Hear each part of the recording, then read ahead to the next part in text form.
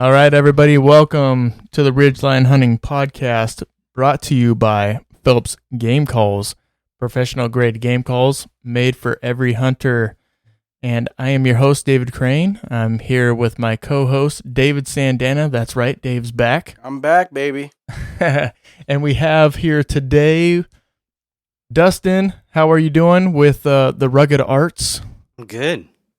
I haven't seen you since Hoodoo, but I'm good. Yeah, that was the last time actually we were face-to-face, and it's good to have you here in studio. It's always good to have our guests in studio, so thank you for coming. Not a problem. Anytime. Thank you for having me. I'm super appreciative that you guys were able to make this happen. Yeah, definitely. We're here in the Kill Cave in the sweatshop. Yeah, literally the sweatshop. So we there's no air conditioning in here, but hopefully someday there will be. And for now, we'll just have to, endure. Yeah, like the book. Exactly. Yeah, okay, Cameron Haynes, calm down over there. Did you see the book? Did you read the book? I have read the cover. Okay. I haven't read the book yet, but I want to. I really do. I really do. It's so good. So you haven't then? Yeah, I have it right here on my phone. I listen to it. Okay. So a lot of people know I'm in construction, and most of the days I'm by myself, and I have guys with me, but usually we work independently. So I listen to things while I'm working. And Cameron Haynes' book Endure was one of them, and I was struggling. I was like, you know what? Suck it up, Buttercup. I'm going for it. Pretty much, yeah. Pretty much, yeah. It's like the gist of the title. My jobs are difficult because I love the struggle. Embrace it, I think that's with everything. Mm-hmm. You can correlate that to hunting. Embrace the suck, I always say. Yeah, that's a military phrase. You hear a lot of guys in the military say that. Yeah, I was growing up in a military family. Dave and I both. We didn't join, but our families have that background, so we kind of get the gist of embrace the suck. Because it's pretty straightforward. Yeah, not a lot of. Well, if anybody's elk hunted on the west side, you kind of embrace the suck. Yeah. I mean, you've met David Todd.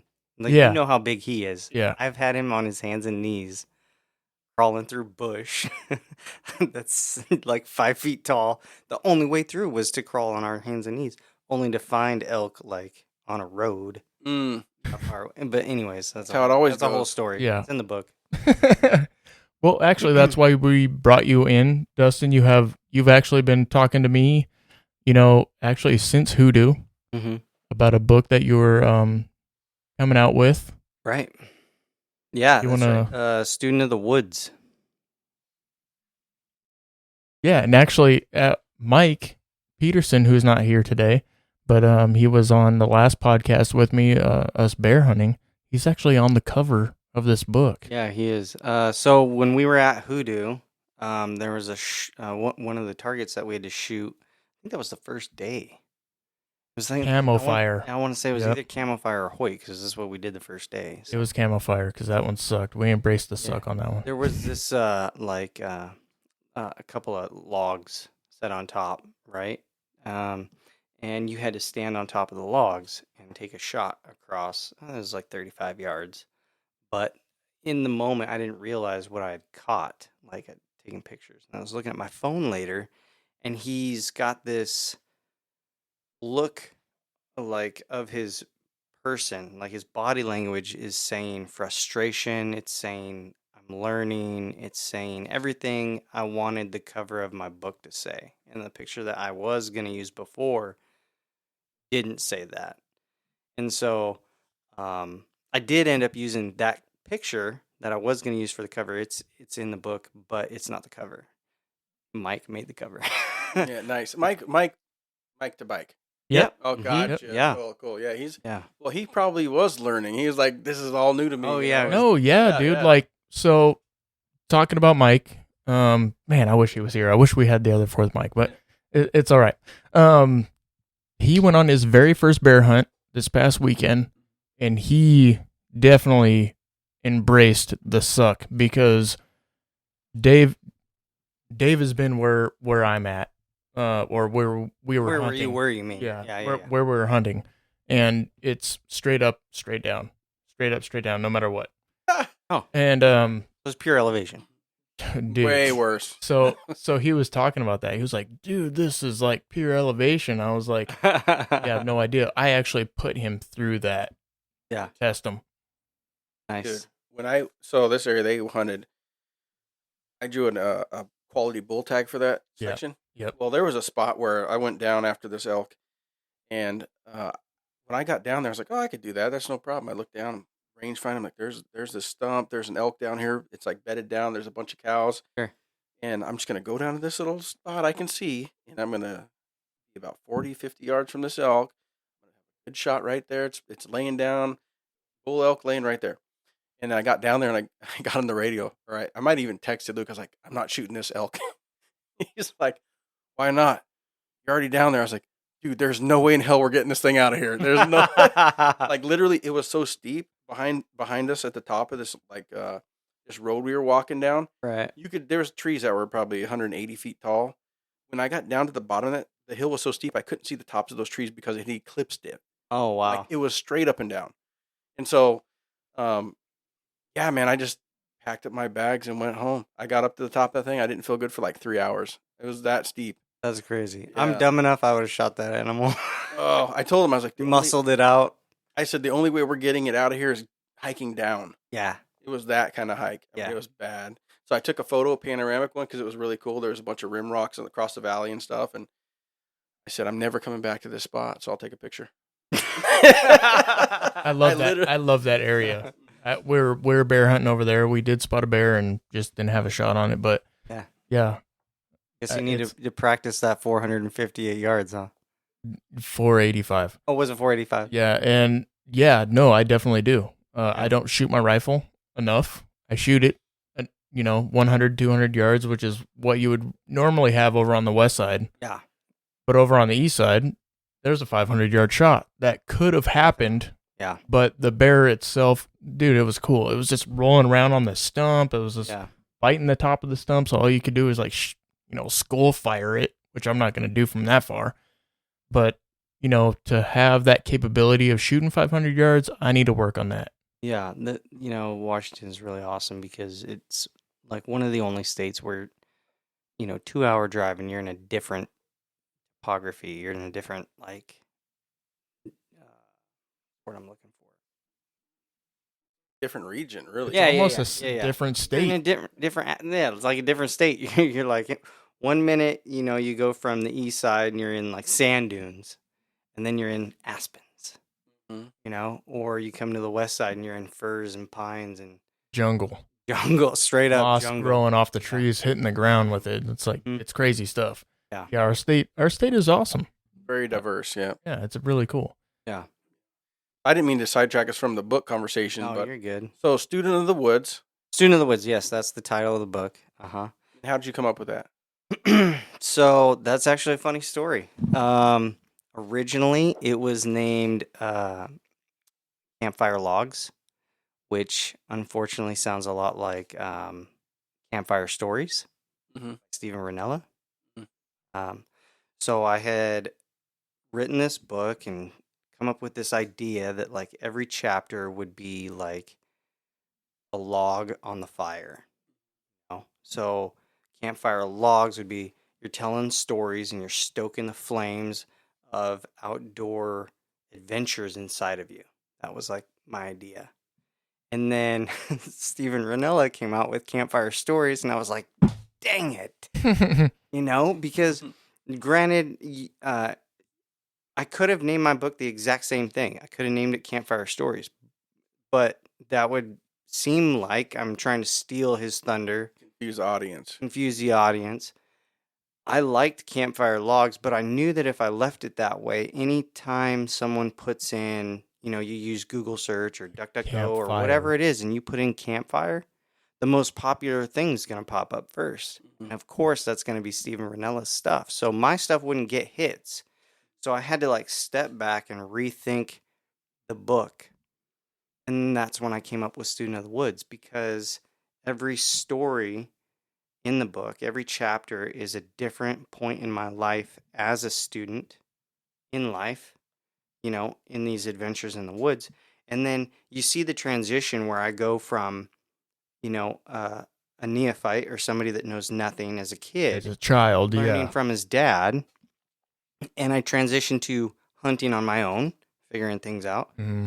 And then now I'm working with other people in the woods and trying to help new guys figure things out, And so that's a really cool transition. Mhm. So I thought, oh, wow, this would be really cool as maybe a book, Yeah. And then I had these other pieces that I'd just kind of been writing for years. And I didn't know what to do with them. And I was like, well, I want to do something with them. So I threw them in the book. And, when it comes to creating anything, I would have to say that like creating a book is probably the hardest thing I've ever had to create, because it's not like a drawing where I can simply go, nah, I don't like that, erase it, and then add a different line or a different color. Funny you say that. You're writing a paragraph or a story, a rewrite, that might be another 4 hours, of work, not 10 minutes of drawing, what I mean? This is a big undertaking. Yeah, it's funny. It sounds like you took it like from a very philosophical standpoint. You went through there. My history, I used to do bow hunter education and hunter education training. So, have you ever heard of the 5 stages of the sportsman? No. Oh, geez. No. I'll share it with you real quick. So, 5 stages of the sportsman? 5 stages of a sportsman. Of a sportsman. Yeah. Okay. So this is like this is a chronological order of, and there's probably a paragraph that describes each one, and I might be able to That's really cool. tell you here, right? The 5 stages real fast, but I didn't intend to write like an instructional piece per se, because that's not what it is. Yeah. But you should be able to learn something from every story as long as you're willing to learn. Yeah. And look for the little pieces. Well, what's crazy though is that even from the cover, Mike is a brand new hunter. Yeah, exactly. So like he's brand new. Like that was his first shoot. Yeah. So like what you saw just even in the cover, his emotions in that moment. Yeah. Yeah. And that's exactly what was going on, and that's exactly what this whole book and piece is about. So like Right. Awesome. Conceptually, Awesome. It was like the perfect photo. So I asked Mike if I could use it, and he was like, "Yeah, sure, no problem." I was like, "Sweet." He's like, here, sign this NDA. I should have. He's gonna come after me for money later. He's like, that book went big time because of my photo. 10%. Yeah, more than that. The best part about that photo too is like you can see his emotions in the moment, but also you can't see any labels. Yeah, right. So you just see him in, whatever camo he's wearing, but you don't know who. There's no brands. Yeah. Oh, you know the camo. Yeah. They can't copyright the picture of the camo. It has to be the name tag. That's kind of the deal. So next time we go to shoot, let's just bring a roll of duct tape with us. Just cover up everything. What's that show? Alive, where they had all the like Gary Gear Everything is and all REI, and they had like blurred duct tape. out. No, they had duct tape on everything, and like, damn. I don't know, what show was that. I think it's Alive. Alive. Yeah, Alive. Okay. Yeah, that was a pretty good show. I get addicted to this stuff. You gotta look that thing up though. Yeah, I got it already. I want to show it to you. I want to just share it with you, but I'm not going to read everything about it. So, I really want to hear it. the 5 stages of a hunter development are this, and identify where you're at, because there's Me personally, or you're talking to the listeners? just to yourself and to listeners too. You can identify where you're at, and then there's a paragraph that goes along with it. So if you were to go online and look up the 5 stages of a sportsman, you're gonna be like, oh yeah, that's me. So I do the same. I'm I still just stage like, one. damn man, they got me pegged. They know I'm in the shooter stage. So the very first stage of a sportsman is the shooter stage. Okay. That's where you just want to shoot. Everything. You just want to shoot. Yeah, you period. just Like, wanna shoot. You're like, can I shoot that? And you're, Okay. you're like, oh, I haven't seen nothing. There's a chipmunk. Can I get off? Yeah. There's a grouse. Got it. You turn an elk hunt into a grouse hunt instantly. Right? It's exactly true. That's happened. I've met a couple people like that. Yeah, it's like if I see a coyote, it's instantly a coyote hunt, right? Yeah. That's what happened on my bear hunt. Like, well, you're dead. Yeah. God helps those who help themselves. Yeah, exactly. The second stage is the limiting out stage, where you just, and this is fishermen, everything. They just want to fish, and they want to catch a fish, and they catch a fish. They want to limit out. That's their mark. The of a whole goal is to successful day. fill the tag, essentially. is Fill what the you're day, saying. limit out. Got it. It could be ducks. Like, you can get the limit for the day. If you shoot 3, it's not good enough. You want to limit. Once you get to the limit stage, your next stage is the trophy stage, where you're like, now I want to shoot. I want a wood duck. I want a harlequin. I want to get 300 class, whatever. I think I'm there with deer. Okay. So you can start to identify like this is where I am, and it changes. Unless there's a doe at broadside at 20 yards. I'm sorry. and it's the first day of the season. Or a coyote at 10. No, it's over. It's over. Coyotes, you rack them and stack them. You just got to keep on. You got to make a fur coat out of We're those gonna guys. see Dave in the woods with a backpack full of coyotes Right, one yeah. day. Like, what the hell? Well, I was bear hunting, and all these coyotes showed up. I hit this fawn jack for a minute. Yeah. Well, the problem is when you blow a call, you've done something. So now you have to reciprocate. Yeah, You're like, I called this thing in. I have an obligation to fire. yeah. Shoot it with the camera. Yeah, it's Okay? boom. Just perfect, shoot it with the camera. perfect. Anyway. So the fourth stage is the method stage. So then you start limiting yourself. And some hunters you've seen, they started out with a rifle, they go to archery, then they go to traditional, right? Okay. So now they're like, I need to make the challenge more difficult. Right? Sure. Right. So you're gonna take your challenge up And and they're up. like muzzle loader. I want to try a yurt. Or not a yurt. What's it? A ladle. I'm gonna hit him Oh, with a a gnat I want to ladle. hit him with a Mataladdle, yeah. Not a hit the ladle. sucker with a spoon. I want to hit him with an overgrown spoon. Sucker's getting clubbed. The fifth and final stage is the sportsman stage, and this is where you're gonna see people that they just enjoy the camp camaraderie. They just want to be there with their buds. They're like, I seen a buck today. And you always see them like, I seen 4 or 5 bucks today. And you're like, and I say it like an old man, but it could be anybody. So they get back to camp and they're like, what, you're talking about the day. And they're like, oh yeah, I seen, 6 or 7 deer. There's a bunch of elk over there. And blah, blah, blah. It's like, well, you shoot any? He was like, I didn't like any of them. And they just want to be there, Sure. So that's the We fifth know and we final know those guys. Yeah, We know those guys, We yeah. do. We know those I'm guys. one of those guys in most things except for duck hunting. When it comes to Are duck you hunting, still a shooter in duck hunting? oh, I'm a limit guy. Oh, you're a limit guy. I love duck hunting, man. That's my limit phase. You know what? That's still something I haven't really dived into. Every single time Dave's like, hey man, we should go. I'm like, oh, I'll call him up and he's like, I'm heading out duck hunting. I'm like, God damn it. Like I missed out because I don't get my stamp. I've never done it before, so I don't know what the hell I'm doing. You have to go and get a duck stamp. What? Yeah. What's a duck stamp? Okay. So you're on that level. I am not. Okay, I'm not even a shooter when it comes to duck hunting. I've always wanted to get into it, but I'm gonna tell you what. High five. When you start duck hunting, don't start with a semi-auto. okay. You'll go through too much ammo. Yeah, I would crazy. start with a pump. I just like It's crazy the 'cause action. the best part about it is when they're coming in and you're just like watching them come in. And I never realized like ducks, but they have this little thing on top of their head, 2 eyeballs, and they actually look around. Like they'll be flying the opposite direction, and you'll blow a call, and they'll turn their head and look, and then you'll just see their wings fixed. They turn.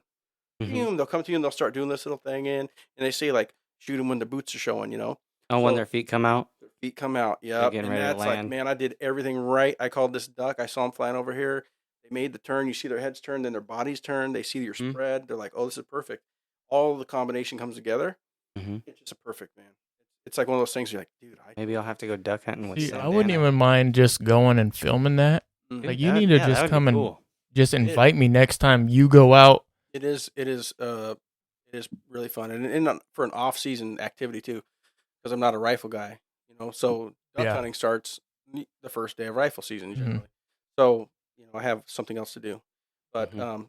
the 5 stages of the sportsman is kind of like one of those things where through your stories you can see like Oh, you you're- could definitely see those you're at stages. you're going to be revealed inside that book, Yeah. and you could tell where you're at. I So don't think I'm the last stage. not yet, Or right? just taking in nature and not taking shots. Yeah. If I see a shooter, I'm putting it Yeah, I'm still phase 1 in the Mhm. freezer. and for most things, but I know I am transitioning with deer. Man, I really want a big mule deer. Mm-hmm. That's like top of my list. Yeah. Just a nice framed mule deer. I don't even care. It could be a 3x3. I don't care. I just want it to be nice framed. I do have a nice framed, like tight 3x3 at home. It's my first buck I ever shot. Yeah. First year bow hunting. Yeah. Dave probably wants to backhand me, but I don't. I Yeah, never so didn't cross whatever. my mind. I got but it's a really nice mule deer. But I want the nice framed one, like a wider. I want a wide one. Yeah, that's the goal for me. So Yeah, my first big deer was my only big deer was a 4x4 whitetail out of Molson. You know where Molson is? I haven't shot a whitetail yet, Don't so know. that's another one on the list once I get that nice framed. Because I want to get the slam here in Washington. Oh yeah. So I've killed a couple bucks blacktail. No, I wouldn't say they're anything bigger than that, which Yeah, are my I mean, pinkies. like he's got some monsters right there. Hey, I'll tell you something about those monsters. That is Spike City. Hey, you know, I've got some spikes. So those actually. I have one in velvet. I got a belly button. No, you don't have the button. I- Dave's got the button. He's the button king. Was it you or Devin that got Devin is the button king. Yeah. Yo. I almost had to call Fish and Wildlife. It said antlerless, I swear. So those 3 spikes on the left, Yeah. those are all shot by my wife's grandfather Oh, nice. with a Model 94 30-30. Wow. So, and I actually have them in the safe. It's in here. Oh, okay, cool. That's gonna go on the wall. That's cool. It should go right with those. Mm-hmm. Yeah, those. Then those little spikes. I'm not sure. Those are some big devil horns, man. Those are actually really big spikes. Like mine aren't that big. Those are pretty big. They were your classic hunters. My wife's grandfather. They went out in a 30-30 with fixed sight. Iron sights, open sights. They were shooting, no scopes. And they shot what was available, and that happened to be these little spikes. So they're in a lot of aspects just like most people. If it's legal, they're going to take the shot. Yeah. And there might have been something better along the way they maybe missed, but Sure. All 30-30s and all open sights. So they might have been in the stage where they were limiting their options because he did have that Husqvarna 30-06 with a scope. But he which shot- I've shot, I've got a and that thing shoots true to this day. yeah. I've got a break action NEF 4570 bull barrel and with iron sights. I tried putting a scope on it, and because it's a 16-inch barrel, the recoil on that 4570 literally broke the scope mount. Mm, And so I was like, guess I'm not supposed to have a scope on this thing. dang, yeah. Found out the hard way, right? Yeah. Mm. Like, oh, well, whatever. Those rings were cheap. So speaking of 4570s, I actually limited myself on a hunt with a 4570. So I have long range guns, Mhm. and that will shoot long ways. And so I drew an elk tag. It was a cow elk tag, and I had just read the book American Gun by Chris Kyle. I think this was written post mortem. Oh, I'll bet that's good. But that book, in a lot of ways, is like your book because it is broken down into chapters, and each chapter is like another little thing that keeps you going. So you're reading the book, and it talks about the firearm, whatever model he's talking about in that chapter. And then you're like, oh, this is cool. And it goes into the history of the firearm, and then Ooh. it talks deep about, dive. oh, it's super sick. It just talks about the Sounds firearm, good. the history, and the application to world events, right? Mhm. So the 4570 was a rifle that was created, and I'll skip the history because it's not it's kind of a colorful history. But I thought, you know what I'm going to do? Is I'm going to limit myself to a 200-yard cow elk shot. No problem. I'm filling this tag. Go out. I bought a Marlin 4570. I was like, I'm doing it with iron sights. You can do it. That gun's right there. Still hasn't killed shit. Really? Dude, yeah, I didn't fill the tag. I didn't even see an Is it elk just that because hunt. you didn't see him? I didn't see a Because single elk. that round would totally do it. Oh, it's not because I hit him and lost him. Okay. Yeah. If I was gonna say, like, I that figured thing if I will hit do that it. sucker in the toe, it was going to give up, you know? Yeah. Like, Definitely no gonna more, give up. I'm done. Take me. Yeah. Yeah. That'll definitely do it. So I didn't even see an elk on that hunt, but that book, American Gun, reminded me as soon as you said how your chapters are like little logs on the fire, Mm-hmm. I had a vision in my head of like the hunter that's going out day one. They're optimistic and they're just going in the woods and they're like, oh, I'm gonna, this is the year. Everybody says this is my year. I got these tags. I'm gonna go out and do all the things. I got my stuff prepped. I'm ready to go. year. I'm gonna go out and I'm gonna, Everybody with tags in their pocket Yeah. says it. yeah. Like, dude, I'm gonna spank the crap out of these elk. Yep. They got nothing coming for me, I know boy. exactly where they're at. Going after them. Then by the end of the season, it's like you're like downtrodden. You're like thinking of all the stuff. You're like, I did miles and miles. I haven't. Have seen you seen those memes on IG? Going into elk camp, you're like, yeah, coming out, you're like an old fart. You got a crook in your back, you cane in your hand. So those chapters is like something happening to restoke that flame. Yeah. You know, like you're almost burned out, and then someone tosses a little log on there, and that fire starts up. You see the coals going down, and then boom, they're back up. All it takes is a little bit of something, you know. So we actually talked about this before we actually started the podcast. So go ahead and explain the logs on the fire. What do you mean? Like, I thought we talked about it all, like, in this moment. Did we talk about it before we got started? Mm-hmm. Yeah, we did. I'm so confused. I swear I'm only a beer and a half in. It's the heat, really. So Right, 90 degrees in here. I don't know if I'm going to answer your question there or your statement, but So I'll answer it for you because okay. I remember. Okay, bring it up and then maybe that'll jog my memory. So basically, Dustin was just saying that his book, each story is like another log to the fire. Mm-hmm. So when you're reading the book, you know, just think of every single chapter is like another log on the fire. Mm-hmm. Yeah. So yeah, we were talking about, you know, the logs on the fire, but think about it as something. To me, I'm not trying to put words in the author's mouth, but if you had a fire and you needed to add a log, something was negatively happening, like your flames were going down and you needed more warmth. So something. This is very philosophical to me. I'm thinking about it. Right. In your words, what you told us is that something happened and it kept that fire going. Right. You know.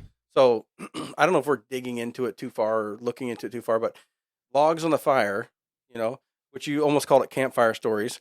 No. I almost call it campfire logs. Oh, campfire logs. So Stephen Ranella had the campfire stories, which is very successful, and he's doing super well with it, and I really like what it is. he could write a book called How to Smash Your Thumb, and people would buy it. I would. I probably would.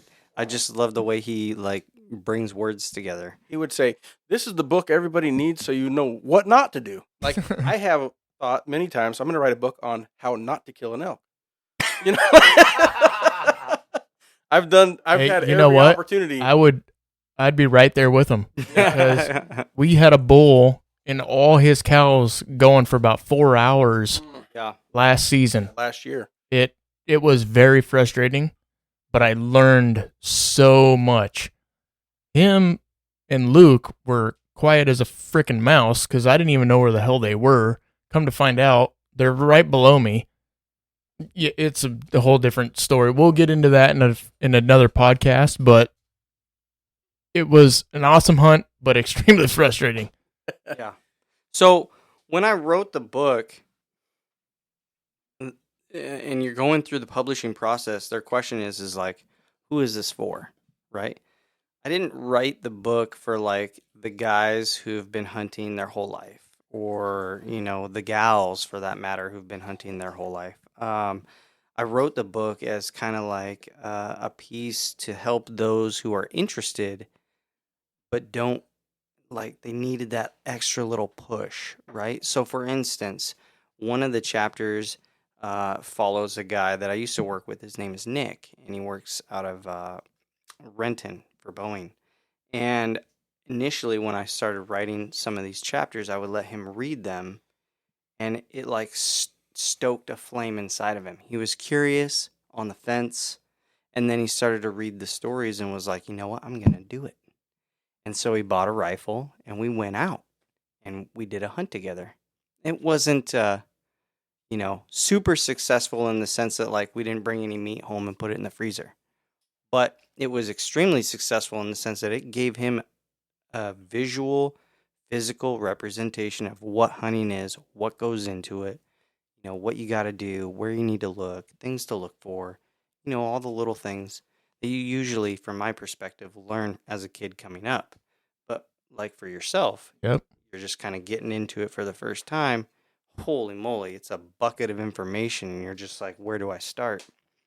So that's kind of like what I wrote the book for. It just kind of happenstance worked out in the sense that like every story had a little learning piece, and you could see the growth of the hunter and all that stuff. A lot of things just kind of coalesced perfectly, and it was really great. And I will say thank you to Joe Rogan for a moment, because I wouldn't have done it if it hadn't been for his podcast that he did during like the COVID shutdown. Boeing shut down too. Like for the first time since I graduated high school, I had 30 days off. And I'd never had 30 days straight off. Right. So right. That's insane for Boeing. Yeah, it gave me a chance to like think about things and like maybe I want to write. Maybe I want to write comedy. I don't know. I'm not that funny. Did you think your career wasn't coming back?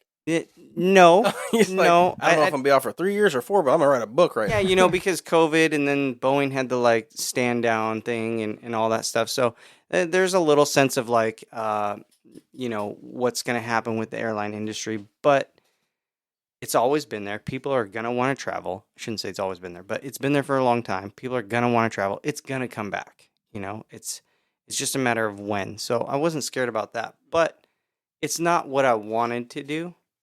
It's something I'm doing to pay the bills and take care of my family. It pays really well. I'm good at it. So that's what I'm doing.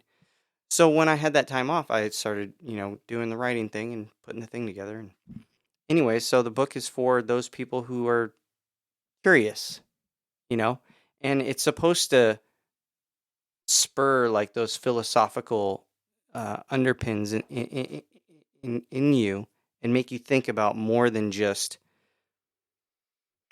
hunting for what it is, which on the baseline, hunting is you walking in the woods for hours, maybe seeing something and then shooting it, right? But there's more to it. And we all know that, right? There's the camaraderie at camp that the sportsman level 5 right? finally finds. Level 17. Level 17, right? And then there's the shooter in the beginning, and there's that whole progress that in between.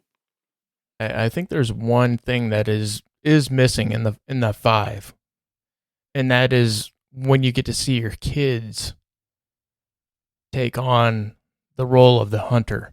That would, I agree with you. I feel like there is a stage that's missing, and your kids becoming a hunter, that whole process in between them becoming the hunter and them not being a hunter, being there's steward. That training period, right? You are their steward. You are already in that stage with your kids, and then with Mike, right? You guys just went out and had that awesome hunt, even though you didn't take anything home. Well, we were close, man. It could have happened. Close. It could have happened if there was a shot and if I was proficient with a rifle at 500 yards. You should have done. You should have told Mike. You said, "Hey, Mike, it's an easy shot. He's not going to hit it. Go ahead and pop a shot." He would have been so pissed. He would have nightmares for a year. I mean, it would have been crazy. I was having nightmares the other day. Like, God dang it, got away. In the middle of the day, you just yell out, "Oh shit!" No, I'm all about teaching people about hunting. Mike has been around I've known Mike for 12 years. Mm-hmm. He was there when I first started hunting, and he'll probably be there when I can't hunt anymore. So he's seen it, and he's always been curious about it, and he's always asked questions about it. And now finally, he's in a position where he can afford to do it. Right. Because that's the whole other aspect of it. When you're an adult, you need to be able to purchase a laundry list of things. All the stuff that comes along with it. Mm-hmm.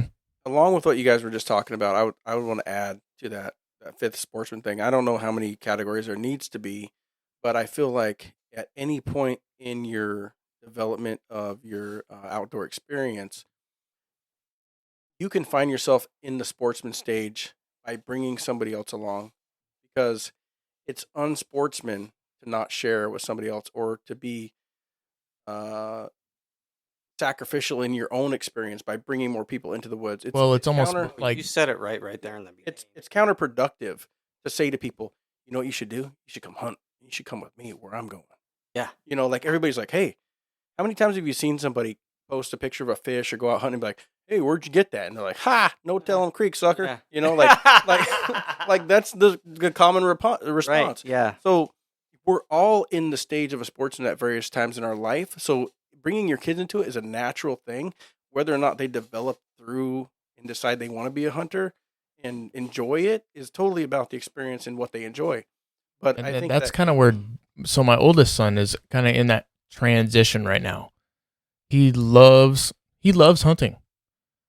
But I've been trying to get him out to go bear hunting, and he's just like, Dad, you know what, man? I just not sure if I'm there right now. Like I'm not sure. I'm not sure if I'm gonna hunt. And I was like, is it because you don't want to hunt, or you're just too busy right now because of football? And he was like, Dad, right now I'm too busy, and football's kicking my butt. And I'm like, all right, man. Well, hunting's always gonna be here for you, and I'm gonna be here for you when you want to come back. And he was actually pretty upset with me. He thought I was gonna be mad at him. I'm like, dude, hunting's always gonna be there. I'm always going to be hunting. So when you're ready to start hunting again, I don't care if it's when you're done with college. Exactly. You know what I'm going to be doing? I'm going to be hunting. And I get it, because football season is right during all of the seasons. Yeah. Perfect. He knew it was super important to you. That's why. Yeah, but he's more important to me than hunting is. And he's at a different stage. I mean, he's in junior high, He's 14 years old, dude. Yeah, he's got a lot of things on his mind. Football, school, girls, we were all there. So at one time, he has a crush on his daughter. No, don't say that on air. What? No. So, hey, now it sounds like a perfect time to take a break. So, we'll be back with Dave and Dustin here in just a moment. All right, everybody, we are back from break. That was awesome. Had some time to go to the head and drink some beers. Alleviate some fluids. We're unwinding a little bit. We had a little bit of a brief conversation in the intermedium. But yeah, we would like to welcome a new industry partner. Today, we're proud to announce industry partner. We're partnering with Burpaw. This company created a product that will remove the burrs from your clothes and your critters after a long day in the woods. So the worst thing I've ever encountered, personally, is the burrs I received from duck hunting in Moses Lake. At the end of the day, I had 20 minutes of picking burrs, and I wish I would have known about Burpaw. So Burpaw is a glove that fits on your hand. You can wipe the burrs right off your clothes and your critters, and we are offering a discount code. It's 15% off, and all you need to know is Ridge15 at checkout, and to receive 15% off your purchase. That's right. And just go to burpaw.com, and Ridge15 will get you 15% off. I mean, that's a pretty good deal. Awesome deal. And you can find them online too, or on the Instagram at Burpaw on Instagram. Yeah, that's right. How do you spell that? It's BURRPAW on Instagram, and Burpaw, BURRPAW.com. That's right. And make sure you use that discount code Ridge15, get you 15% off your purchase. And yes, we have a new industry partner. So we are super excited for that. And if you've ever been in the woods, you know that you're going to come out with burrs all over you. So the worst. Yeah. Catch it before you throw it in the wash, because that's my problem. I don't catch them before I get in the wash. And then all of a sudden it's just a giant wad of crud. And then I'm picking the burrs off. True story. Exactly. Yeah. So where were we when we left off? we're talking about we're still talking about the book. Play it back. Yeah, we were talking about the book. It was really fun writing it. It took me 3 years to really get everything put together and get to this point where I'm now a week out from it being available. I'll have books in my hand next Friday, because when you publish with Book Baby, you have an option to buy like some books for yourself. I would actually like to purchase a book from you. Amazon. No. I want one in my hand from you, since I know you. You are face to face with me. Okay. I want a book, and I'm actually going to give it to Mike for his birthday. His birthday's August 29th. You can't say that on the cast. No. No, he's not going to listen to it. Public information, dude. He only listens to specific podcasts. Actually, I'll have him listen to this podcast, and he's going to know. Okay. But he doesn't know what's in the book. No, he doesn't. You're right. I've read the book. Oh, you have? Yeah. Okay, because I know I gave you an electronic copy. Yes. So I did. Sure I did read it or not. And I'm going to get into my favorite line in the whole book. Okay. Just because people that hunt will understand, but if people are getting into hunting, you'll understand once you start hunting. Okay. So great. Can we get into it now? Because I can't wait now that you've said that. Oh my gosh. Um, there is a line in the book that says, "I've been stump hunting for years," Yeah. and there's always I used the line this past weekend. There's a giant black spot in the middle of nowhere, right? And I'm like, "Ooh, that looks like a bear." Nope, that's a stump. For real. Yeah. And I was Is that like, an elk? Mike, those stump bears are everywhere. Exactly. So it happens with elk. Yeah. It happens with deer. Mhm. It happens with freaking turkeys. Mhm. You're always out hunting stumps. You feel You like ever heard of you ever heard of bush rabbits? Oh yeah. Like I saw a clump of Bush bush bunnies? that looks like Oh. like a rabbit. I would have bet money that it was a rabbit. My wife's like, that's a weed. a cleverly disguised weed. Yeah. I always that is my favorite line in the whole book. Like that is just because I say it all the damn time. Yeah. Or you'll be glassing up something. Oh, there's an elk butt, and it's just because of how the stump is cut. Mhm. Right. It looks like Reflecting that orange, It's elk butt that you would see, and it's a funny damn that you- stump. funny that you say that because every time you go in the woods and you see something funny. We took a friend hunting a couple years back. Oh and, shit! Like I know exactly what he's. Go ahead. It was like his first time hunting. It was just first light, and we were pulling into the place we were going. And he's like looking out. He's like, "Oh my god, there's deer everywhere! Look at all these deer!" And it was like this grassy field with a million rocks in it. Yeah, it's like giant rocks everywhere. we're like, we couldn't even see him. We're like, "What are you talking about?" He's like, "Oh my god, look at that deer! There's a huge buck." I'm like, "Dude, you're tripping." Like, dude, are you talking about all the damn rocks everywhere? And he's like, as the light, because it's barely light, Sure. and all of a sudden the light starts coming in, and he's like, "Damn it!" Yeah. Yeah, I was like, we were in deer heaven. This guy is swearing he's seen them. I'm not seeing them. I don't know. Yeah, I was like, I'm not seeing shit. It's funny how when you see something you think's a critter, you're like, Yeah. oh, there, that looks like a buck. That looks like a bear. That looks like an elk. And then when you really see it, you're like, oh, elk, up deer, up bear, up bear. You're like, right away. Like, Yeah. there's no. Well, confusement. there's like a weird feeling that you have also. So like when it's a stump, you kind of almost like know it's a stump, but you have to verify it. So the binos come up, or whatever you're using to glass. Sure. Something comes up and you look like, oh, okay. But when you really see it, there's all of a sudden this like weird shock. Yeah. It's just different. My meter is like the oh shit minimum. Oh shit. Game on. Yeah. You know what I mean? It's like this weird. I don't know. You would have to be in the situation to understand what I'm saying, but the people that hunt and have been in that situation, you know exactly what the hell I'm saying. Instantly, if it's actually an animal, you're like, instant. That's boom, done. Animal. Yeah, You know, right away. You're in action mode.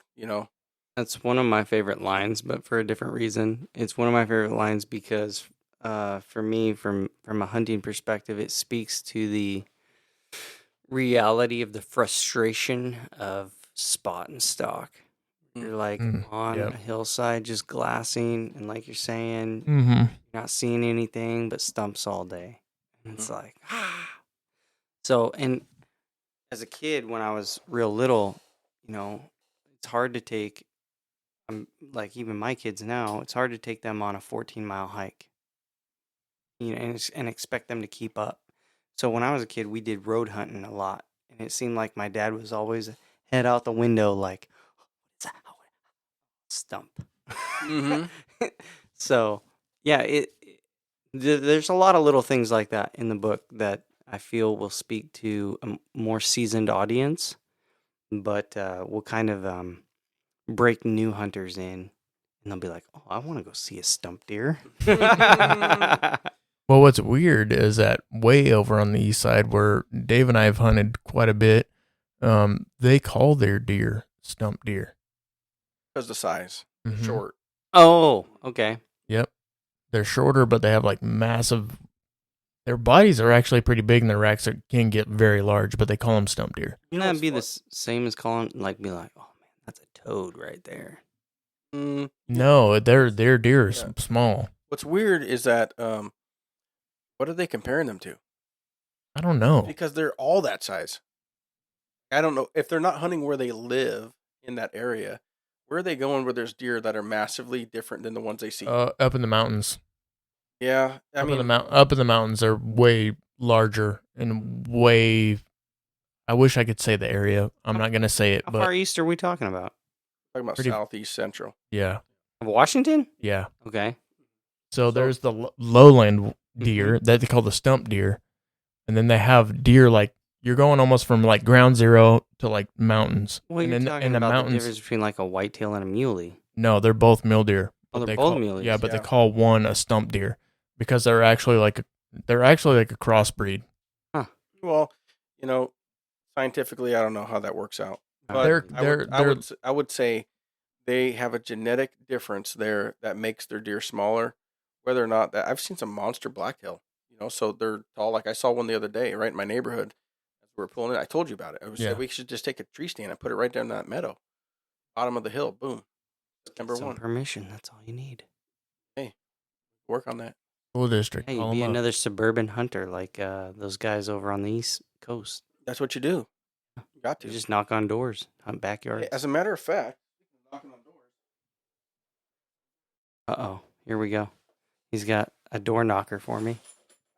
Yeah, I- Dave's over here searching in the kill cave. Uh, This might take a while. yeah. Here you go. Oh, Photocopy what that. is this?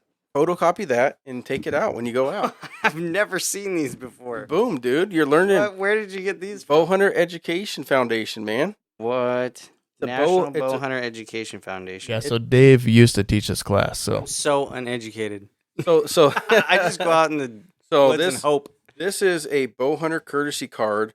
It's a bow hunter's copy. It says, "I hereby give permission to blank to hunt on my property located at blank county during the following season," and then the landowner signs it.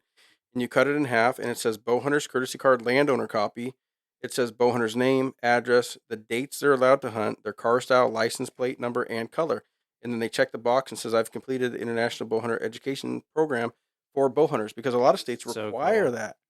So you can get these bow hunter education cards, and you can actually go door knocking. Dude, And you that's can- really good. Yeah, Like, it's this super starts good. the conversation, really. This is it. And you know what you want to do? You want to show up in your civilian clothes. You don't want to show up in your camouflage like, "It's September, I'm trying to bow hunt. You just seen this buck down here, I want to hunt your land." Like I show did that up- with turkey. turkeys are different. Didn't go well. The guy Oh. thought I was a rifle hunter. 'Cause Oh, I didn't introduce myself as a bow hunter. You And have he was to like, nobody hunts my turkeys. you have to talk about the take method, because that's going to determine a lot of people are like, "I don't really like rifles, they go a long way," and Right. the shotgun distance and for turkey hunting, and then your archery is a limited distance. But a lot of people, you can identify where there's deer, and you can get permission from the landowner, and you have this in your pocket Oh, this is with- really with good. their signature on it saying, "I Well, have permission." yeah. You can take these, man. I have a stack. From of a legality standpoint. Yeah, it's from- like, Yeah, you can take that and you can say, "Hey, I've talked to Mr. Jones. Mr. Jones said I can go down here and hunt." Yeah. And here's his signature right here saying I can hunt in these dates. So you take that with you. If you talk to anybody and you present that card saying, "Here's what I'm doing. I'm out here. I'm looking around, and I noticed that you have some damage for your whatever, your landscaping or your crop. Do you mind if I set a tree stand up out here, a little ground blind? I'll be here for like 2 or 3 days." right. Get permission and say that's all I'm interested in is if I come in there and help you out. Maybe if you're interested, then no. If not, no harm, no foul. I'll see you later. Right. No, that's a great tool that probably more people should be aware of. And that's big in the East. Like, is it? It's Yeah. big in the East, yeah. Because this is the first time. Now, granted, I've never hunted outside of Washington. Never. So I don't. no, like this will even work on the east side of This Washington. is really cool.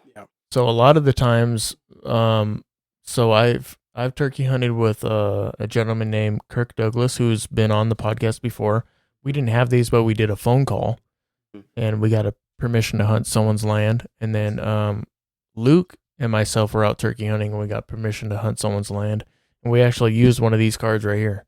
So actually, to boot, Washington State has on their website. You can look up the land access. Look at like hunting accesses. Yeah. They have a thing that says landowner permission. Oh yes, that's right. That Yeah, means true. that landowners are willing to give permission to ask, and it says by written permission only. we've hunted someone's land because of this rule that it came out. Yeah, you can look up you can look up by county Mhm. landowners in that county that will give permission or written permission to hunt their land. So you take one of those cards and you contact those people. You look at their land. You could use Onyx or Base Maps, Gaia, whoever. Yeah. And look it up and say this person is willing to give permission to people to hunt and written permission only. Take that card, get the written permission, and boom. And they'll say we're going to give it 2 or 3 people. We got a lady that'll give it. Well, she'll probably give us first whack all the time, but she gives 2 people a year. That's it. 320 acres or 313 acres. Wow. Yeah. Of primo land for mule deer. Yeah. I'm like, my brain is going crazy right now. You can go on there and literally just like browse and drive and say, hey, I'm here. I want to get access, hunt your land for ducks. Big time out in Montesano, out towards the coast. Oh, for that's duck out by hunting. me. Yeah, well, duck hunting out there. They have a ton of landowner written permit only or written access only. You can take that and get written access, and then you have the card for the whole season. Sweet. That's awesome.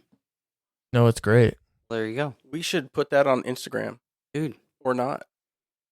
I mean, why wouldn't you? Yeah, right. We'll share it. We'll put on Instagram the photo of the card, and then you can order them through the Bowhunter Education Foundation, and that will they'll send you a little stack of them. I'm not sure what they cost, but they're little 3x5 cards, and it's pretty simple form to fill out with you and a landowner. Yeah, and they look pretty straightforward. Not really. And it makes you legal at that point. Yeah. Yeah. No, that's the key point. Yeah, there's no hearsay. It's here's my I have proof. Right. Exactly. If anybody questions you, here's the card. Done. Yeah. And it would really only be the neighbors. Because the landowner Really? knows where you're at and what you're doing and the car that you have, the license plate, blah, blah, blah. Well, you remember what happened to Luke? Oh, yeah, that's right. Yeah. So a friend of ours, he got permission to hunt from a landowner, and he showed up really early, like 4 a.m. And he parked by the barn right where she said. And he said he was putting his pants on, his hunting pants, and he had his door open on his truck, and he looking down, pulls his pants up, and he looks up, and there's a shotgun in his face. What? The lady didn't even know he was coming. He's like, hey, like total surprise. She's like, what are you doing here? He's like, hey, it's me, Luke. Remember we talked the other day? He said he never went back there, but you need to also make sure you let them know, hey, I'm going to be coming before light, Yeah, definitely. Let them know when you plan on showing up. Yeah. 4 She a.m. was- by the She barn. was just freaking out. I'm sure she was. Mhm. Like, I'm not saying she wasn't, She was ready in for the action. wrong. She was ready to defend her She stuff. gave him permission to shoot him. Yeah. So make sure you have that, and maybe photocopy it and give it to your family, just in case. Yeah, just so they know where you're at and everything, Yes. too. Just, Mm-hmm. Well, usually what Extra. I do with my wife is I'll let her know where I'm going. Like Onyx Maps is so awesome. You can like take a little that I always screenshot like of the drop a area, pin. drop a pin or whatever. and Yeah. I'll tell her exactly where I'm going. Yeah. But anyways, Yeah, we wanted you to read a little excerpt Okay. from your book. the excerpt or excerpt. I always get excerpt. A highlight. It's a highlight. This is like an and That's one. Yeah. I don't, you can say it either way. I don't care. Hot I'm not an sizzle. English major. I just wrote a book. Let's see. Okay, so this is from chapter 19, which is one of my favorite chapters. Actually, side note, I didn't tell you guys this earlier. 2 chapters in my book I've been working on for like ever. This is one of the chapters. So before working at Boeing, I worked at a private security company, and I was a firearms instructor. And there was a lot of like shootings happening and so on. The Lakewood shooting happened. And it got me, there's always been this like massive gun debate. And it got me thinking, like, I was looking back on all the gun debates I've ever heard. And they're all the same. Guns are bad. Let's change the furniture. So I wanted to like change that. So I've been working on this specific chapter since 04, 05, maybe. The chapter on the word normal. I don't know if you read that one. Yep. I've been working on that since high school. Oh, wow. Yeah, I took a journalism class and started writing. Probably changed recently.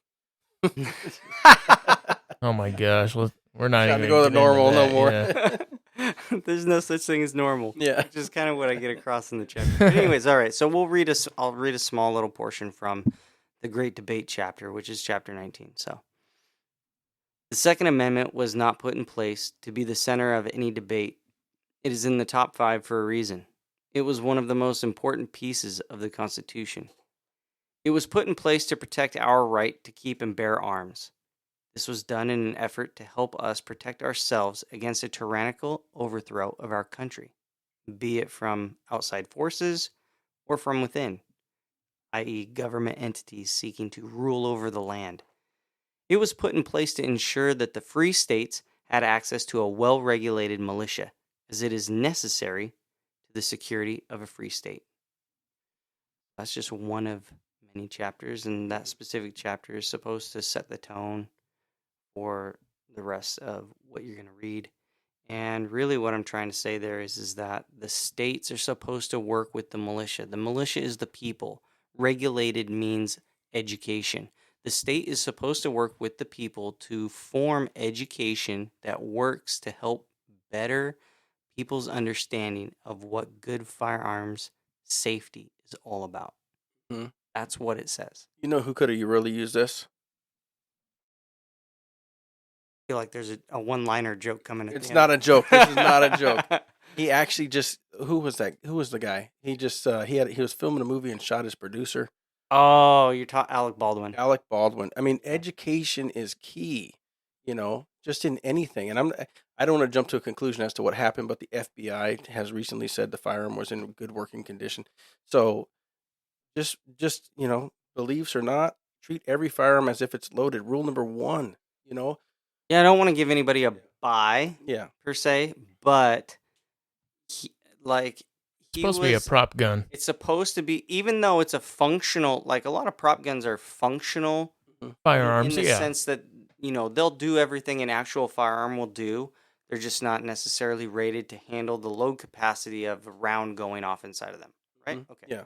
So they'll still chamber around. They still have a firing pin, so on. No, and so yeah, forth. yeah. I'm looking at it. I'm like, my first take is, how is he responsible at all? Like, Right. but there's things that happen. Like, I don't want to get into the whole thing, Alec Baldwin thing, but firearm safety in that scene, I guess he wasn't supposed to do that. But California's weird. Yeah, I So have no idea. we'll see what happens. I think in the movie set, like you should. I mean, they're firing machine guns. My first movie I fell in love with was The Saint. They had that in Ronin. I mean, Kind of Val Kilmer? Val Kilmer, yeah, The Saint, and going back, baby. Early 90s. Yeah, what? The Saint, yeah. Yeah, that's a good movie. Yeah. I can't say I don't like it Yep. because That I was do. like Splinter Cell 0.0. It wasn't even 1 yet. It was just like Dude, that 0.0. movie was so good. Yeah, and then Ronin. Ronin was another good one, and I mean, Oh, yeah, And- with Keanu Reeves. Ronin was Robert De Niro, but they were Oh, you're talking about an older version. Because the Keanu Reeves. older, yeah, before that, yeah, Ronin, So the original. That was not that was the 13 Ronin. yeah, that was the 13 Ronin. Yeah, this is just Ronin.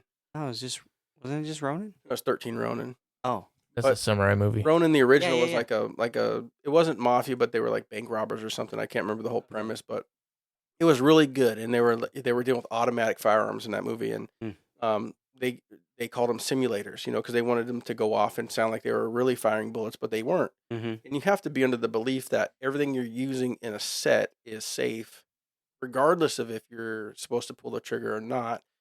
You believe that there's no live rounds around. Like, I would think that. Yeah, If I was making like a movie, I would think, like, well, there's no bullets here. to me, like, that's not an Alec Baldwin failure. To me too. To me, it's whoever's handling the ammunition. Mhm. That's their job to make sure that there shouldn't have been any live ammo at the set. Well, you look at How did even it get there? know what I mean? Brandon Lee. Yeah, Yeah, how that's he was another good killed. example. What- Yeah, Same exact thing. yeah, same you're exact like, thing. You're like, what was Well, it? maybe not exact, but close. A projectile? Well, They it didn't was say if it was lead. live ammo in a Mhm. supposed prop gun. Right. Yeah. So, But, yeah, what I education- meant was he's not the director. And But to the book though, is we need to educate the militia, which is they use the word militia, but it's really the people. Yep. right. And I like how it's stated as in not the United States, but the free states. Right. The free states. Individually. Right. That is a strong, very strong, like, segment in the amendment. Yeah. And I think people overlook that. The thing that I hear, and the reason why I looked into the Second Amendment was because I'll be honest. I have a question before even any of that. Yeah. Why did you put this in your book? Like what brought to you the point of putting that in the book? Okay, Like, so I think I understand what you're asking. I have a section in the book. It's called Deeper Thoughts. mhm. It's from chapters 18 on. And that section is everything I've written that I didn't have a platform to present. So, if for me, anyways, I was looking into different areas like magazines or whatever where I could like submit articles or whatever, and they all had these like weird rules, 1,500 words, or it's got to have a photo or whatever, and like none of my stuff conformed to the rules, or I didn't want to conform to the rules. So I was just like, I had all these things that I'd written over the years, and I didn't have a place for them. And so this book gave me the place for them. And so I put them in the book because I felt like it was share worthy, like people would want to read it. And like the common sense chapter, the chapter on the word normal, the great debate chapter, everyone that's read those pre-publishing, right? Not only identified with them, really liked them. And so I was like, they need to be somewhere. They need to be in this book. So they may not necessarily make sense like holistically if you look at the book from beginning to end, but it's a biography / philosophy book. Mhm. So it's me. Yeah, it makes sense Cover to to me. cover. Yeah, it makes sense to me because No, it truly did. I just wanted to ask why. yeah. You always have, Well, for me, I ask why. So you've written a bunch of things over the years. You haven't. This isn't your first. I've never published anything. But you've written things. I've written, yeah. So like I took journalism in high school, and I wrote for the high school newspaper during that time, and I was not ADHD. I was not very good at meeting deadlines. So I had a couple of pieces that were like really good, and the teacher liked them, but they didn't make the paper, and so I just kind of held on to them. Mhm. And now I had a place for them. So when I graduated high school, we had to do a senior project, and Which was a lot of BS. well, Dave and I graduated at the same time. Same Same school, school. same year, What year? 2000. 2000 I'm PHS. I'm 02. Okay, so we had my presentation in something I still, my mom, she saves all this stuff, right? And she's like, Dave, look at this thing you wrote 20 years ago. I'm like, damn, time flies, you know. I think So- Karen has mine. I wrote this thing called the Lake of Life. Oh, that sounds good. The Lake of Life What's is the title? because I was a fisherman, you know. And in full disclosure, I did miss 96 days of school in 9th grade fishing. Yeah, you said So- that 2 episodes ago. Yeah, so I was a fisherman, and in my senior project, the Lake of Life was about. We had a lot of issues going on at the school I was going to at the year, you know. Yeah. So It was the Lake of Life was like a Terrible. reflection of the differentiation, I guess, the differences between people. I guess, how would you Okay. say that? And how I related that to fish. And you have like when you're going to fish for bluegill, you go to a certain area and there's a bunch of bluegill, and you go to another area, there's a Okay, bunch of so you bass. found a way to turn it into a metaphor. Correct. And so the Lake of Life is there's really nothing stopping the fish from intermingling. Like trout really don't eat bluegill. Like bluegill can really just go hang around with trout, and bass can just do whatever they want. I mean, I guess bass are the ultimate predator in the lake, right? But in our area, besides other places, there might be pike, you know. So there's always another A couple of another tiger fish. muskie running around screwing Yeah, things and up. there's for always everybody. one asshole, you know. There's this one tiger muskie. He just eats everybody. So you can see that there's really no boundary in a lake. Sure. You can do what you want to do, and as long as it's not dangerous, you can do that. You know. So I wrote that piece, and in all perspective, it was pretty good and very for a high school student. I guess I don't know a lot. There's a lot of foresight in there, but it was good. So Mhm. I saved that, and I could see like you had all these things you put together, and now you're just sharing with us. You know, I appreciate that. Yeah, thank you. Yeah, I didn't like it's so. There's a couple of things I didn't save Mhm. that I wish I had. I wrote a paper or an article really on the history of like breakdancing. I was a break dancer in high school. Can you do a windmill? No. Uh, I could do a head spin for like one revolution and then fall on my face. That's what I do. What was your signature move? I was mostly You did up rocking? I did a lot of what would be called pop and lock. Yeah. Yeah, up rocking. shit. Yeah. Yeah, come on, boy. I got that. I so- know the breakdance lingo. You're close. Up rocking and pop rock are two different things, but you're close. Schooling Same- you, it's the schooling same. you. Yeah. Same shit. Like it's not breakdancing in what would kind of be like the traditional sense. the egg beaters. I'm not and- doing 1990s or windmills or baby windmills or anything like that. But yeah, that's what I did in high school, and so I wrote a paper on it and I submitted it, and I never did anything with it. It was late. Teacher was like, "You wrote this?" Yeah, I wrote it. She's like, "This is one of your best pieces, but I can't put it in the paper now because it's late." Dang. Sorry. So where can people find your book again? Okay, yeah, that's a good question. Right now you can't find it anywhere. Where can they get it? Okay, so Amazon is going to be where you're going to want to look, and that'll be Saturday next weekend. Let's get the date. Yeah, so that would be the 27th. Yes, that is actually my wife's birthday. Yeah. Yeah, so you'll want to cruise Amazon the 27th of next weekend, and that's where you'll be able to start purchasing the book. Now, I do want to warn people though, the way the book industry works, at least Amazon, they have a period what's called pre-sales. Okay. Mhm. Pre-sales are important. I still need you to buy the book. If you want to buy the book, that's the time to buy it, is during the pre-sale event. And the reason why is because that's what the bookstores and Amazon use to build their algorithm to determine how many books they want to keep on hand so that when future people buy it, it's ready to go. Yep. Right? Okay. So for those first few folks, they're going to have to wait. So pre-sales start August 27th. I believe so. But you won't. And- they won't actually start shipping books until October 3rd. We will have all this on our Instagram. Mhm. So it will be on the Ridgeline Hunting podcast and also Ridgeline Hunting. We're going to have it on both of our Instagrams. So we will have the dates. We'll have the pre-orders dates on there as well, just in case we have our dates wrong, which Sure. might happen. Well, and it's a good thing you point that out. So please follow the Rugged Arts on Instagram because I am posting almost daily updates about this, and I have a countdown going about a live Instagram announcement that I'm going to make Friday next week. Yep. So yes, also the Rugged Arts has a podcast as well. So get on there, follow them on YouTube. Mm-hmm.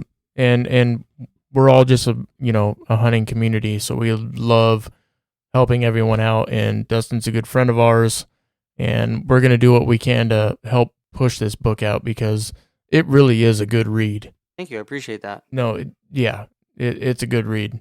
Yeah, I'm excited. August 27th. It's August. No, 27th. not August. Oh, no, yeah, the for- August. yeah, is this August- month. yeah. I'm sorry.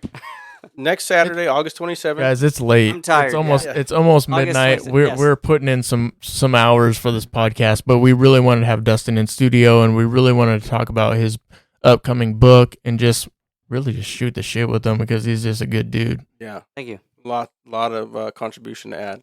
Yeah, definitely. Yeah, well, thanks for having me, and I appreciate everything that you're doing by helping me launch this. So, man, I don't know what more I could do besides bring a six-pack. Bring good conversation, and that's Yeah, what we had yeah, tonight. the You know what I company's mean? great, man, we're enjoying it. For real. Do you have any other questions about? No, I think everything's good. I can't wait to read it myself. I haven't read it. Dave's read it, and I I'm think just you're looking gonna forward like to it. Yeah, I'm feeling like I'm going to enjoy this book thoroughly, and I'm looking forward to seeing the pre-sale numbers and how that goes. But we need to support our brothers in this, and when people come out with ideas and they come out with and share their experiences, it's important that we encourage them. Because it's Definitely. hard to get into the industry, and it's hard to get into, especially like print. There's so many options out there.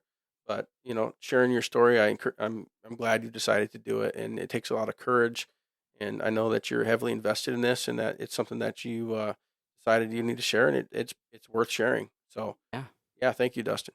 Yeah, there's definitely a passion, and just hearing the stories and actually going through the whole process, because we spent a couple days together, shooting our bows and everything, and we were talking about this book and everything that you were doing to put it together and everything, and it's right here, it's right around the corner. It's so close. I'm gonna have books in my hand next week Friday for each of you. Oh, dang. Oh, So Appreciate that, man. yeah, that is awesome. yeah, Yeah. we'll have some Yeah, hey, up high. Yeah. There we go. autographed paperbacks coming your way. That is awesome. I'm gonna put my copy. I'm gonna read it. I'm gonna put it in a case There in you the go. kill cave. There you go. We'll have it displayed. So at some point we will have video. That book will be in the background. Yeah, That'd be cool. yeah. We're gonna have all this. We're gonna have merchandise explained. Like different Sure. contributions, and it'll be part of our decor. Mhm. But I'm gonna read it first. For sure. Sweet. Appreciate it. I'm excited. All right. I've been reading it So over and over. Dustin, again. where can people reach you? Get your IG, all that stuff. We're gonna blast the pre-orders, but where can everybody see you at? Okay, so I designed it to be super easy. The Rugged Arts at wherever. So, for instance, it's going to be therugged@yahoo.com. If you want to email us, if you have Mhm. any questions, let's say you buy a book and you want it autographed, that's where you're going to get in touch with me, is therugged@yahoo.com, 2 G's. Whether you're on Instagram or YouTube or Facebook, that's the spelling. Pretty straightforward. I don't have a bunch of Perfect. different weird handles. It's the same no matter where you go. Perfect. We're going to work on a website as well, so. Nice. Awesome. That is awesome. Nice. We're looking forward to it. Yep. So before we go, we do have something going on right now. We actually hit this is gonna be our 21st episode. Sweet. Ready to Oh, hit. man, 21. Yeah, we broke 20. We hit in 21, and that's legal drinking age. So Hey, man, that's funny. We're drinking. yeah. Barely drinking. But through Phelps Game Calls, these guys have been so awesome. We're going to give away a bugle tube. So I actually brought these in studio. We have a bugle tube. You see, that's a new That's one. pretty isn't it? nice. Yep. That's a Renegade. The Renegade bugle tube through Phelps Game Calls. We also have the Pitch Black series, and this is 3 diaphragms in one package. This is all for one winner. Woo! This is all for one winner. Dang, man. So you get a bugle tube, 3 Phelps diaphragms. These are the Pitch Black series, and you also get the Phelps diaphragm organizer, so you can put your diaphragms inside your little pouch here from Phelps Game Calls. I'm doing this package. Elk season is right around the corner, Literally. and for Week and a half. yeah. So, I mean, it would be good to get these out to someone that really needs them, a new elk hunter or someone that just needs to upgrade their equipment, add it to their arsenal. I always say, you can always go for a new bugle tube and some new gear through Phelps.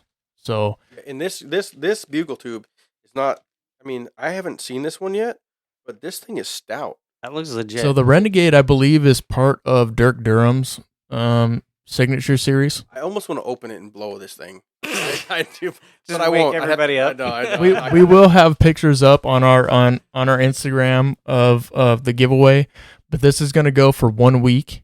Mhm. This is easy to win. Everything is very easy to win. What do they got to do? So you're going to have to put in a keyword. And it's just going to be Phelps Game Calls. Can I enter? Is that all one word? No. You can't enter. Dang, Dang it. Yeah, you can't enter. And then tag 2 people. Sweet, That's man. it. That's one. You can't tag us. And you're going to be able to do that on Ridgeline Hunting Instagram and the Ridgeline Hunting Podcast Instagram. So you can actually go to either one, and you will be entered in to win this prize. Yeah, it's a nice one too. This Renegade tube, I'm feeling this thing. It's stout. It has specially designed perforated ridges, and a nice soft cover. So if you're walking through the woods, it's not going to make a bunch of sound if it touches brush. It's just, this thing is a piece of art, man. Pretty cool, right? Yeah, dude. If you haven't seen these, try to win it first, and then if you don't, go buy it second. Pretty much. But this is a package that I've wanted to do like this whole season, to give out to, our elk hunters out there. But yeah, it's very easy. Phelps Game Calls, tag 2 people on Ridgeline Hunting Podcast or the Ridgeline Hunting Podcast or Ridgeline Hunting. Okay. Ridgeline Hunting is the other one. Okay, sorry to be redundant, but for those way in the back, what do you got to do to win this? Very easy. Your keyword is Phelps Game Calls and then tag 2 people. Boom. Done. That's it. And you're going to win a bugle tube, a diaphragm organizer, and 3 diaphragms. Not just any bugle tube, the Renegade. That's right. It's Dirk the signature- Durham. Signature Pretty series. dope. Like, it looks dope. Dirk Durham. Yeah, it's nice. And Dirk Durham's our guy. And we Like will he's- put this on Instagram. We'll have pictures of it ready Yep. to go. Yep, that's right. And then once you see these photos on Instagram, that is the post that you're going to want to put everything on. Okay. It will say giveaway with the photo of all this stuff. Very easy.